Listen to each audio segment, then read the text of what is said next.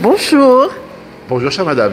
Oui, comment vous vous appelez? Je suis Robert Barthou, le président des Galeries Barthou. Ah, vous êtes le président. Je suis impressionnée. Il faut bien mettre un titre Oui, en c'est disant ça. que je suis le... J'aime pas trop le mot président, je dirais que je suis le créateur des Galeries Barthou. D'accord. Voilà. Combien de galeries avez-vous dans le monde? 18. 18. Et bientôt 19, car nous allons ouvrir un magnifique espace à Venise. Qui va À la faire... place Saint-Marc? Non, non pas à la place Saint-Marc, mieux que ça. Juste après le pont de l'Accademia, qui est la partie vraiment muséale de Venise, en direction du musée de l'Accademia, parce que c'est ce fameux pont en bois qui enjambe donc le Grand Canal.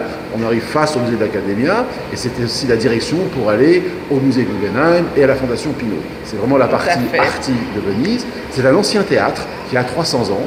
Le lieu fait 1300 mètres carrés avec des plafonds à 12 mètres de haut, un jardin, etc. Parce qu'on a été à Venise il y a quelques années. Il va falloir revenir.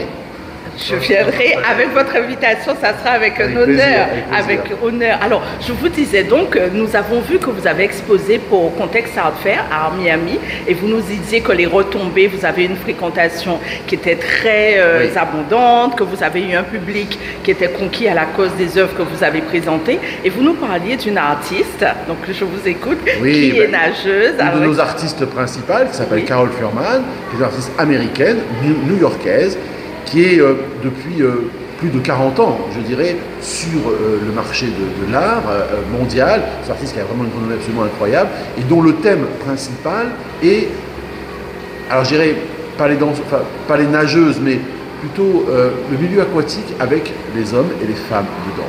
Et alors, évidemment, ça tourne beaucoup autour des nageuses, forcément, parce qu'elle-même est une ancienne nageuse qui adore l'élément naturel qui est l'eau. Voilà. Et en fait, alors déjà, il y a deux choses dans son travail. C'est une artiste hyper réaliste.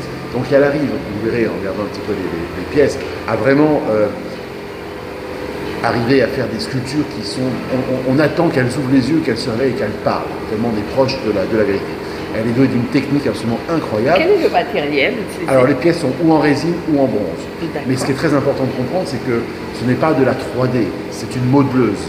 Modeleuse, ça veut dire que Carol Furman, elle travaille de ses mains la terre pour réaliser ces pièces. Donc c'est pour que vous compreniez le niveau technique de cet artiste qui est juste phénoménal.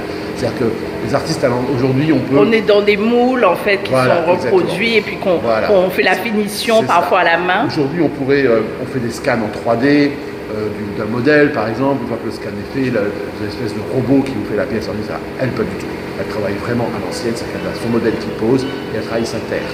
Et donc ce sont des heures et des heures de travail pour arriver à une œuvre qui est, c'est pour ça que c'est extraordinaire, pour arriver à une œuvre qui est très humaine, parce que quand vous faites un travail de sculpture avec les mains, et qui a une âme aussi. Et ensuite, donc, ces modèles sont, effectivement, on fait des moules, de ces moules on fait des pièces, on fait des tirages en résine, des tirages en bronze. Ensuite, elle peint ces pièces. Alors, tout ce que vous avez là, ce sont des pièces qui sont peintes. D'accord? C'est pas de la patine ou quoi que ce soit, donc il y a un travail comme. Elle est sculpteur, mais elle est peintre en même temps, vous voyez. Et elle va trouver des couleurs qui sont des couleurs extrêmement naturelles, des maillots de bain, la couleur de peau est incroyable. Les lèvres, vous voyez, les lips sont absolument magnifiques. Avec des teintes qui sont.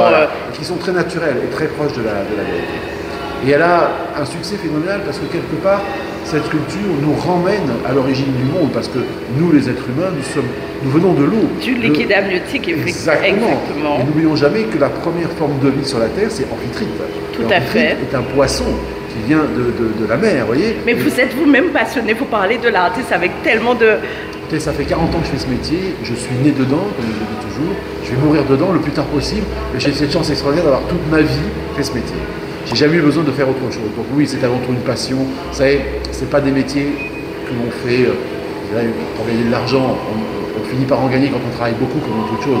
Mais c'est pas ça le moteur de ce métier. Le moteur de ce métier, c'est d'aimer l'être humain, c'est d'aimer les artistes, c'est d'aimer l'art et de rêver, parce que l'art, c'est ça, c'est une invitation au rêve, au voyage. Au voyage, et puis aussi de pouvoir toucher autre chose, parfois l'extrasensible, de toucher les émotions. Ce ne sont que les émotions. Vous savez, dans les galeries Barthou, on ne parle jamais d'investissement ou de placement. J'aime pas ça. L'art est un investissement sur du très très long terme, évidemment, surtout quand on a de bons artistes. Mais c'est avant tout une question d'émotion. Chaque jour que le bon Dieu fait, ou quel que soit le Dieu auquel on croit, si je puis dire, les gens rentrent dans une galerie d'art parce qu'ils sont attirés par quelque chose qui est subliminal également en nous, c'est que l'être humain est né avec de l'art. C'est notre code génétique. Tout à fait. Ce qu'on appelait les hommes primitifs, gravés ou peignés déjà sur Tout les grottes, à fait. sur les murs des grottes. Tout à C'était pas fait. si primitif que ça, vous voyez. Donc on est né avec ça. On dit on peut vivre sans art, comme on peut vivre sans amour, mais on vit quand même mieux avec de l'art et de l'amour. Et acheter de l'art, avoir de l'art sur ses murs, c'est un besoin naturel, quelque part.